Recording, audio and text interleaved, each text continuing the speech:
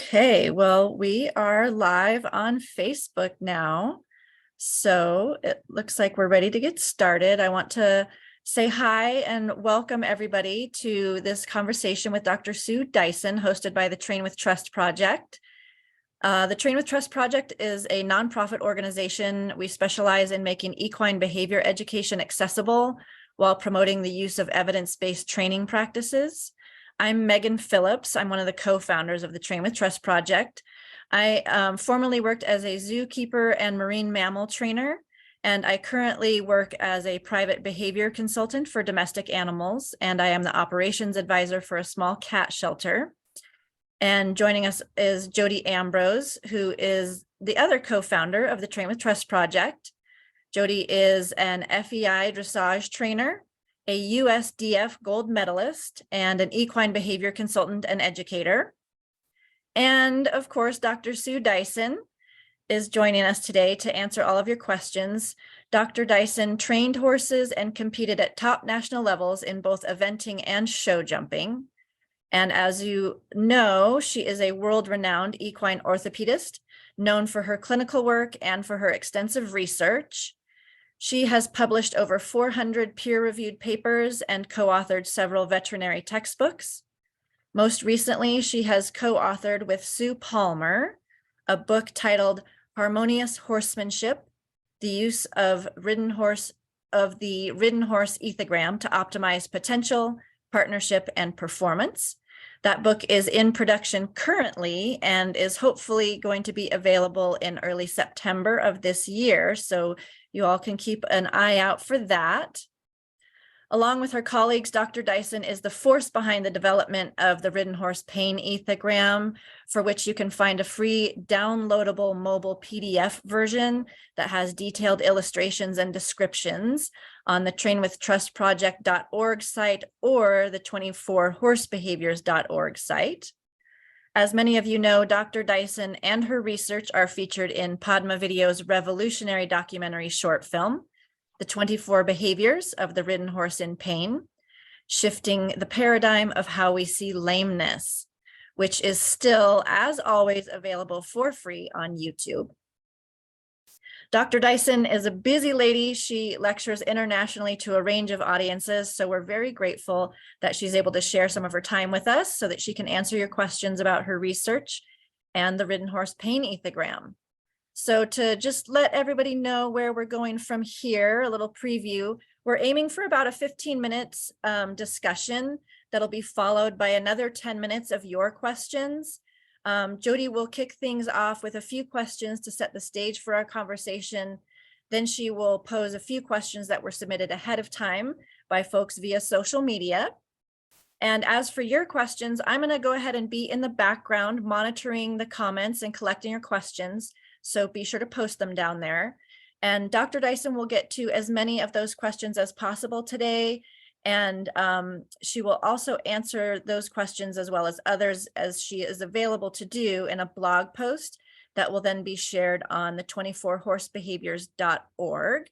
And I'll post that link and some of these other links in the comments section for you all. So with that, I'm going to go ahead and disappear, and I'm going to turn things over to Jody and Dr. Dyson. Okay, thank you. And thank you, Dr. Dyson, for doing this. I know a lot of people are really appreciative of you taking the time to go a little bit more in depth about your research. The first question I'm going to ask about the Ridden Horse Pain Ethogram is about the ridden horse part.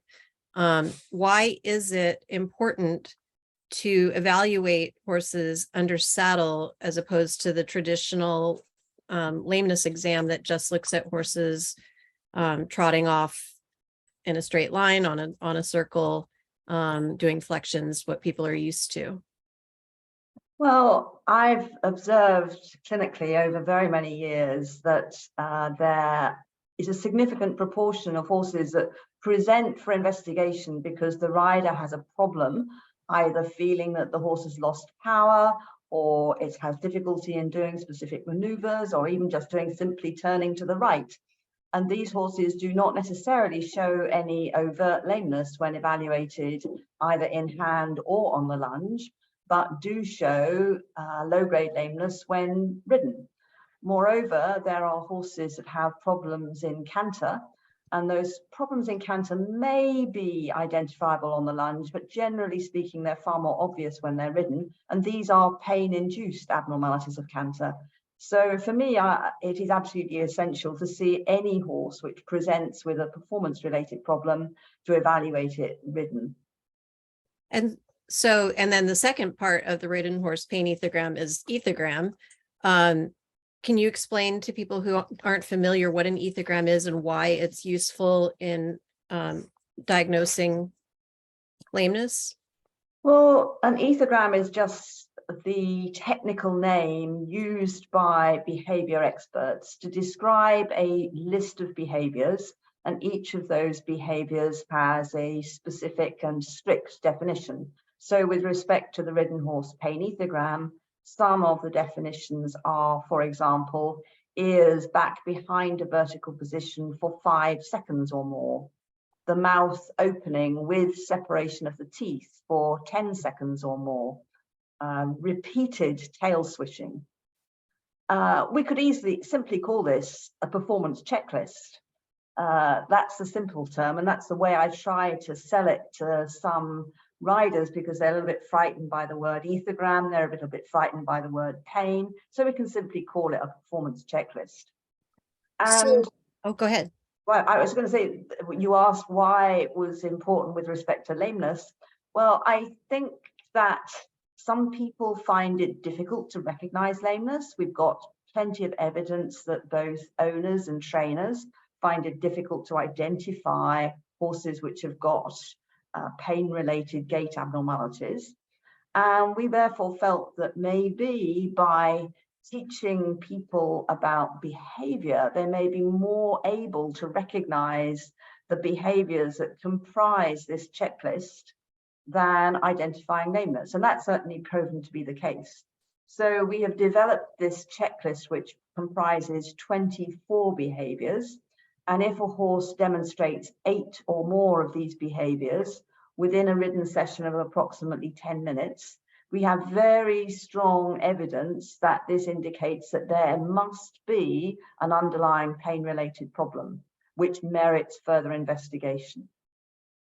You raise a really good point, because as a dressage trainer, I have started using the ethogram. We have a field guide that Train with Trust Project has made available for free on both websites that Megan mentioned.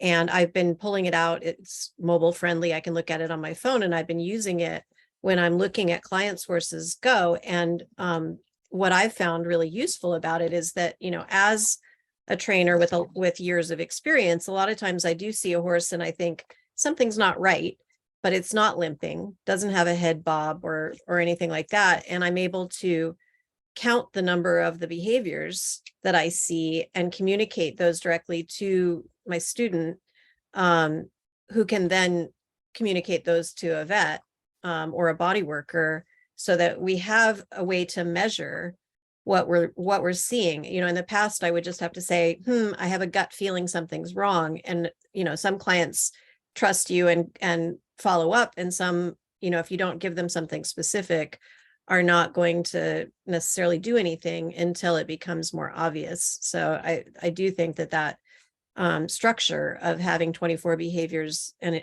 an ethogram has been really useful for me. When you developed it, were you developing it primarily for vets, or did you intend for it to be useful for trainers, owners, other people that manage riding horses? We intended it to be useful for anybody, because we felt that riders often felt that they had a problem. They would take their horse to a veterinarian, for example, for investigation. The horse would be evaluated in hand and on the lunge. Often the veterinarian would not see any abnormality. So they would just say, there's nothing wrong with your horse. This must be a training problem, or it must be a behavioral problem. And riders found this a very difficult situation to engage with. Now, I have had many people who've said, I found the use of the ethogram really empowering, because I've gone to my vet, I've said my horse shows 10 of these behaviors of the 24, it must have musculoskeletal pain. Please see my horse ridden and please nerve block the horse in order to determine the source or sources of pain. And that has then been carried out with the result that a diagnosis has ultimately been reached. But it also helps veterinarians communicate with owners, because some owners are in denial that their horse has a problem. And the veterinarian can say, well, there are 11 of the 24 behaviors the horse must have a problem. We must do something about this. We must investigate and we must institute appropriate treatment. Or in some instances, they may have to say, unfortunately, we can't do enough for your horse to enable it to progress in dressage, for example, but we may be able to help it sufficiently to do a lesser level of work. And so therefore, I think it is a tool that anybody in the equine industry can use. A saddle fitter can use it, because some horses are very sensitive to the saddle fit and they will demonstrate behaviors because of pain due to the saddle. So the saddle fitter can use it as part of their armamentarium in determining whether or not a selected saddle is an ideal fit for a horse or not. Yeah, I am just thinking about, I have clients that aren't prepared to go through a major diagnostic exam and the money that entails, but I have had horses that have a saddle that doesn't fit, or some sort of muscular pain that we've been able to address with body work, changing the saddle, changing the training, and sometimes those behaviors go away. So it doesn't always mean that you have to go straight to the full exam like we see in the film. Although, obviously you want to get as much information as possible about what's going on, but sometimes those behaviors go away when you do something simple. So that's Yes, another nice thing about it. And empowering is the exact word that I would use. Yeah, I think people need to be aware that the performance of nerve blocks is not an expensive technique. It just takes time and the skill. The local anesthetic solution that we use is cheap. So it's not like doing a full body bone scan, for example, which is expensive and often is unrewarding in these horses which are performing poorly. So I think it's a mistake to think that further investigation is necessarily very expensive. It need not be, provided that the right things are done. And the right things are performing nerve blocks or diagnostic anesthesia to determine the source of pain, and then imaging the targeted areas to determine what is causing that pain. So that's not hugely expensive. That's really interesting. I think most people think of, a slippery slope. If they go down, if they call the vet, it's going to turn into an expensive process. And that's an interesting point, that they don't have to, they are spending more money sometimes when they wait. Usually if you wait and you end up going down the road of bone scans and, all the radiographs, that can add up to way more in the long run. So you can actually save money by addressing these problems early. One of the questions I get asked a lot is, or statements, I guess, is, this behavior is normal for my horse. Is it possible for one or more of these behaviors to just be a horse's default, that they do by habit, or just because it's that horse's way of being? Well, I think it's important to recognize that any of the 24 behaviors can be induced by a number of different things. If we look at group horses which are non-lame horses that are working comfortably, they will usually have a score of between 0 and 4 out of 24. So they can be showing one of a number of those different 24 behaviors. So yes, a normal horse can show 1 or 2 behaviors. But if the number of behaviors is progressively going up, or if the horse is showing 8 or more, those are both warning signs that there is an underlying pain-related problem. So if a horse has more than 8, what would that be when you would recommend that someone bring a vet into the situation? I will unquestionably say if there are 8 or more behaviors, then that horse certainly merits investigation. But I would also use it as a monitoring tool. So I would advocate that on at least a monthly, if not a weekly basis, if you are a rider, you apply the ethogram or the checklist on a weekly or monthly basis and keep that recorded. And then if you begin to see a progressive increase in the number of behaviors, that's an early warning sign that something's not right and you need to seek professional advice. Now, that could be from a body worker or a saddle fitter or the farrier or a veterinarian, or maybe a combination thereof. But a rising score indicates that something's brewing. I like that idea of doing it on a regular basis, the schedule. I don't think that had occurred to me before, that if you do it on a regular basis and keep notes, you can see when something's increasing or decreasing because of something you're doing, or if it is just normal for that horse and things, the horse is going okay. So it can just kind of things can stay the same. That's really a great idea. We have a question that was submitted online before the live, which is, how can you tell the difference between mechanical pain and problems caused by incorrect training or riding? Well, I'm not absolutely sure what's meant by mechanical pain, except that, for example, if a horse has intermittent upward fixation of the patella or locks its patella, that is a mechanical problem, which can be associated with pain. And as its name is intermittent upward fixation, the pain may be episodic. And therefore, when the horse is exhibiting pain, there will be the behavioral signs. Now, whether or not there will be 8 or more will depend on the horse's stoicism and how demanding the work is. If you've got a training or rider problem, then that should not be inducing pain. So the horse may show some resistances, for example, when learning a new movement. But if the horse is being trained appropriately, over the next couple of weeks, the horse should understand what is being asked of it and should progressively improve in its performance of that movement without showing 8 or more behaviors.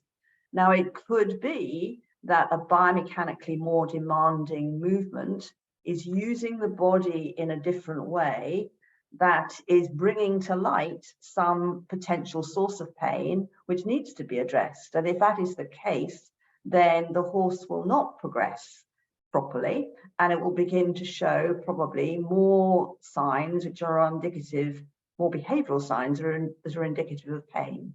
But you take a young 4-year-old that doesn't really know what to do, and it's learning how to respond to leg cues and to rein cues. That horse may transiently put its ears back, it may transiently switch its tail, but it is not going to show 8 or more behaviors of the Ridden Horse Performance Checklist. So I think it is quite easy to differentiate a genuine pain-related problem versus a training problem. Yeah, and I think a piece of this that some people miss when they first learn about it is that the criteria for each of the 24 behaviors is very specific and often has a time element to it, how long it lasts. It's not just a fleeting moment of something. It's something that goes on for longer than a certain period of time or to a greater degree. And as a behavior consultant, I often am called in on cases where a horse is really stressed. And that's one of the things I've observed is that as stress increases, the behavior will happen. And then if you remove the source of stress, whether it's the rider or anything else, the behavior will, if not go away, it will lessen in intensity and or time. And so that's another way that that I've used the ethogram effectively, is being able to differentiate between things that are caused in the moment versus something that is ongoing or episodic, like you said. And you made a comment earlier about were these behaviors habitual? And the simple answer is no, they're not, because we know that if you remove the pain by the use of nerve blocks, so you're desensitizing part of the limb to take away the pain, those behaviors dramatically either go away or reduce in intensity within 10 minutes of the nerve block, which shows that they are not habitual behaviors. They are a direct response to pain. That's interesting. That's really interesting. Are there any parts of the body that you can't nerve block? There are areas which are more difficult to nerve block. So, for example, if the horse has got pain associated with the neck and nerve roots being impinged upon, that can be very difficult to eliminate. So in those horses, we find it difficult to reduce the number of behaviors that the horse is demonstrating. But in the majority of places, it is possible to perform nerve blocks or local infiltration of anesthetic solution that can resolve the pain on a temporary basis. Okay, interesting. Do we want to open it up for any questions? Megan, are you there? I am just, we have had one question come up, just getting the things organized here. So someone was asking about why only 24 behaviors. Are there other signs that people can look for? They felt like maybe they'd seen some other stuff. How did you arrive at 24 behaviors? That's a very good question. We started by looking at video footage of a large number of lame and non-lame horses. And based on that, we started with an ethogram comprising 117 behaviors, which is obviously very unwieldy. And we therefore then applied this 117 behavior ethogram to a group of 13 non-lame horses and 24 lame horses. And we were able to identify which behaviors occurred much, much more frequently in the lame horses versus the non-lame horses. So the majority of the behaviors of the 24, which are in the ethogram, were at least 10 times more likely to be seen in a lame horse versus a non-lame horse. However, there are other signs which I do believe are indicative of pain. So, for example, excessive sweating relative to the environmental temperature and the intensity of work and the horse's fitness. The horse repeatedly grinding its teeth. The horse having an abnormal respiratory noise during exercise. All of those things are likely to be a reflection of underlying pain. If the horse has an excessively high blink rate, that too is likely to be associated with pain. There were many other behaviors that also occur with much less frequency. So, for example, a horse which extends the upper muzzle beyond the lower muzzle. We don't see that very often, but I generally only see it in horses with underlying pain. So the 24 behaviors are those which are demonstrated most frequently by horses with musculoskeletal pain, but there are other indicators, as I've just mentioned. I have a follow-up question to that. When you did the research, were you looking at horses across multiple disciplines, or is there a difference between, say, a jumping horse like we see in the film versus a Western quarter horse or a draft horse pulling a cart, that kind of thing? The initial ethogram was based on show jumping horses, dressage horses, and event horses at all levels. So from elite competition level to grassroots type regular normal riders at a very low level. We did not include any Western performance horses in the development work. I did have the opportunity to observe Western performance horses in Texas last autumn, And I do think that with minor modifications that we will be able to use the Ridden Horse pain ethogram in the Western performance horse. It's a little bit more complicated by some of the practices that take place in Western performance horses, like, for example, the desensitization of the tail, which results in an inability to show tail swishing. So some adaptations will be required. But generally speaking, the horses in each of the disciplines show very similar behaviors as a reflection of discomfort. Interesting. Do we have any other? I think we're ready for just a couple of wrap-up questions. And then we'll wrap things up because we're just about out of time. Okay.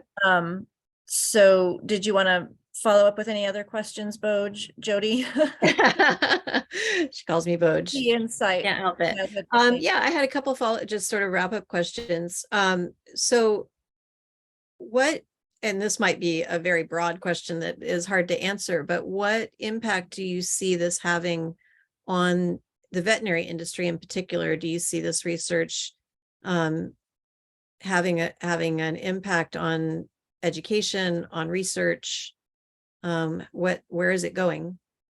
Well, I think that around the world, this ethogram is being used more and more by veterinarians to help them in their day-to-day clinical work, because they are realizing the power of the ethogram, and it is encouraging, I think, more and more veterinarians to evaluate horses ridden, which is a good thing. Yeah. A very, very good thing. And I think that I have actually been amazed by the amount of attention there has been worldwide. It's like nothing else I've done before. Do you have any thoughts as to why that is?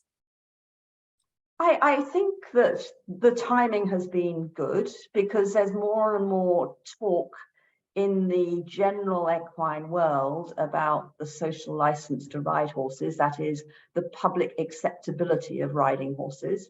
And we know that we can use the ethogram in a positive way.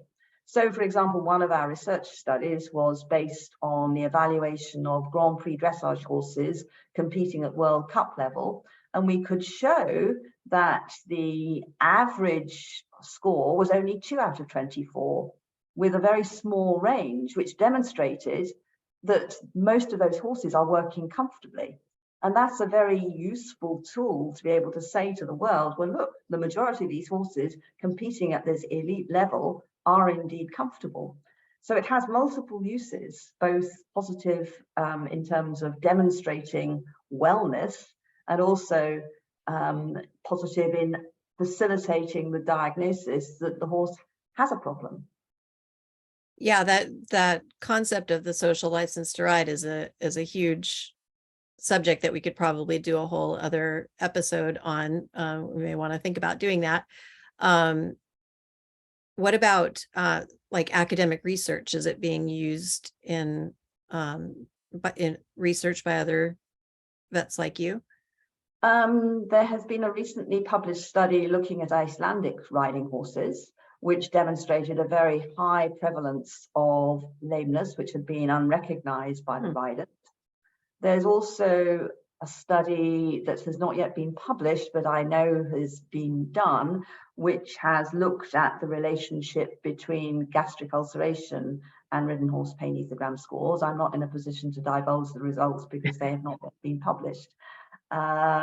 It has made an enormous impact on equine medical experts who have been involved in research with gastric ulceration and raised awareness that repeated gastric ulceration is probably secondary to musculoskeletal pain, and that repeated medication for treatment of gastric ulcers is probably inappropriate. We need to identify what is the cause of the musculoskeletal pain. So it's having a much bigger impact than I had first foreseen, in fact.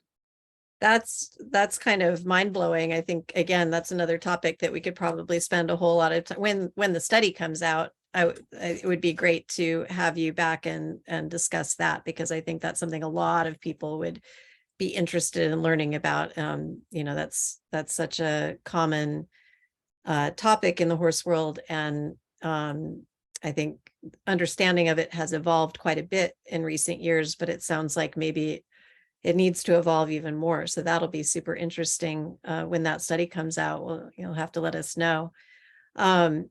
So you've kind of touched on this a little bit, but just as a last question, I was going to ask, what would you like to see that has not occurred yet? What direction would you like to see the horse world go in terms of using this information? Well, I would like to see earlier diagnosis of horses, because we have done a number of studies, as have people from Sweden, Switzerland, Denmark, and the UK, which shows that approximately 50% of the sports horse population, which riders think are pain-free, are actually experiencing lameness or problems in canter. And the longer those problems have been present, the more likely there are going to be secondary problems that develop, which make the overall management at the end of the day much more challenging. So I would really like to see earlier recognition of problems and early intervention by investigation and appropriate treatment and management, so that we can improve the welfare of the horse population, which has a spin-off, because we know that there's a relationship between discomfort and poor performance. And therefore, if we can remove that discomfort, we are going to enhance the performance at competitions of these horses. We're going to enable them to be more trainable. They are also, when they're pain-free, more comfortable for riders, and they're potentially safer, because some of these horses with pain will do bad behaviors such as buck or bolt. And therefore, it's a win-win situation for me. If you take away the pain, there are many positive outcomes for both the horse and the rider. That brings up a bunch of questions for me. So I think that probably is a whole other discussion. I think that's a really interesting thing to delve into that we'll have to get into another time. Yeah, we are definitely running out of time here, but we have seen a lot of interest, and on our accounts, a lot of people seem like they want to know more about this. So I think it really is an opportunity for us to do more conversations. So just want to put it out there to those of you watching. Many of you will be watching this recorded as well. So if you have additional questions based on today's conversation that you'd like to ask Dr. Dyson, go ahead and submit them to us on the discussion in the event page. You can also let us know if there are specific topics that you might like to see Dr. Dyson talk about in the future, as it seems that we'll likely be revisiting these conversations again in the near future. So we'd like to know what topics you might want to see discussed. If you do want a bit more of a deep dive into understanding the Ridden Horse Pain Ethogram, Padma Video, who created the film, the 24 Behaviors of the Ridden Horse in Pain, Shifting the Paradigm of How We See Lameness. Padma Video also produced a series of video lectures with Dr. Sue Dyson, and a course that's available at equitopia.com. And that course will give you a little bit more in-depth. I think it's equitopiacenter.com. Oh, sorry, Equitopia Center. If you they have social media, they're Equitopia on social media. Yeah, you can check out Equitopia, and if you want to find that course, give you a little bit more in-depth information. And of course, we have some educational resources already available, the illustrated mobile field guide, as well as worksheet. And we have some additional worksheets and checklists that Dr. Dyson has come up with. Those are in the process and should be being released fairly soon, in the next couple of months for sure, if not sooner. So check in with the trainwithtrustproject.org, 24horsebehaviors.org, and follow us on Instagram and Facebook so that we can keep you up to date about what we've got going on.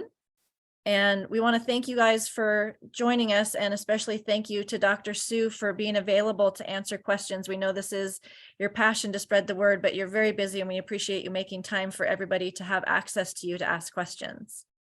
You're very welcome. It's a pleasure. All right. And until next time, have a great day.